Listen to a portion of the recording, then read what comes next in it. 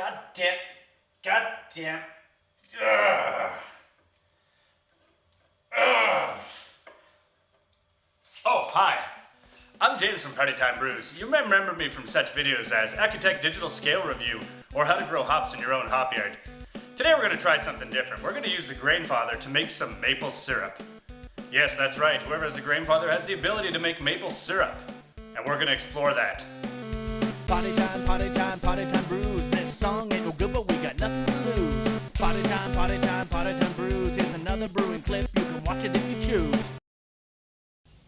Okay, so it's middle of summer now. Definitely not the best time to be tapping trees, but what I wanted to do is give you an idea of how to tap the trees. Forgot to film it during the winter, so this is the best I can do.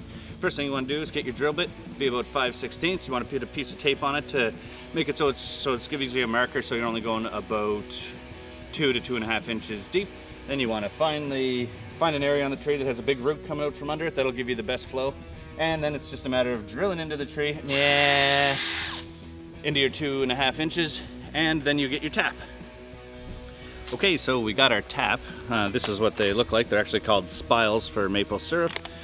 Pretty cheap. Don't know the price exactly. I'll update it on the picture. But basically you just take them, put them into your pre-drilled hole, tap them in, and you get liquid gold.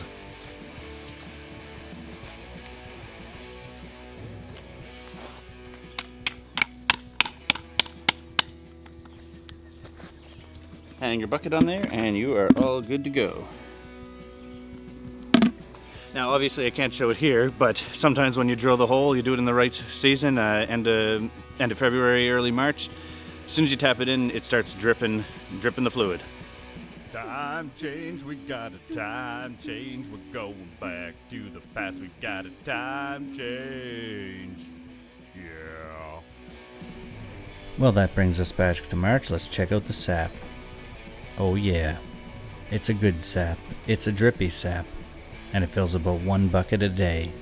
Okay, so we might as well just collect this sap. Be very careful not to spill it. So, oh, come on. Whatever. Half of it's ice sometimes too, but that's no worries. She'll melt on its own. Grab that other bucket. Fill your bucket. Very good. Once that's back on there, we're gonna maybe go collect some more sap from a different tree. This year I had about 5 buckets set up. Only about 3 of the buckets actually produced, so I didn't bother showing the rest. Back on the tree. Okay, we got these buckets, half of it's ice. Let's put it in the Grainfather. Let's put all the ice in the Grainfather. Man, I dress nice. Today I'm sporting worn-out work boots from Canadian Tire, a pair of Puma sweatpants from Valley Village, a 2-year-old pub crawl t-shirt, and a toque. This is really interesting. Look at that. There's some more sap going in the Grainfather. Really should be using it for brewing, but that'll be a different video. Probably next year, because I didn't get enough this year to do it. Gonna get a good amount of sap. This is from another bucket, another day. Sometimes it takes a few days to get enough sap to make it worthwhile to boil. And now it's a waiting game of 3 liters an hour, or about 10 hours to get down to where you want to be. It's coming along. Now it's getting close. For the next step, I like to put it in a pot and finish off the job on the stove.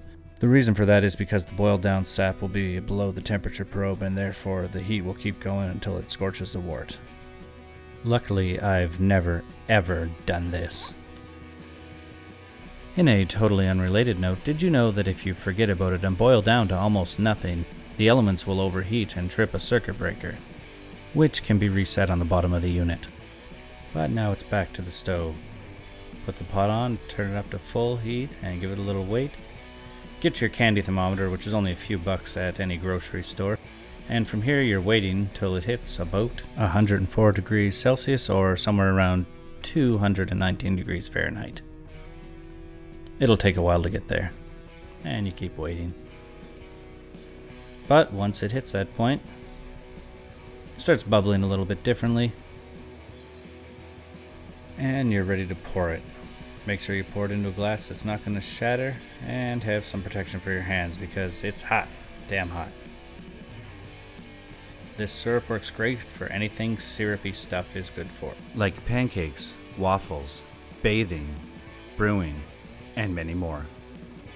If you liked it, give me a like. Subscribe if you want to see more. Okay, so you got your tap. This is what they look like. They're actually called spiles, but we're beer people, so kind of a tap.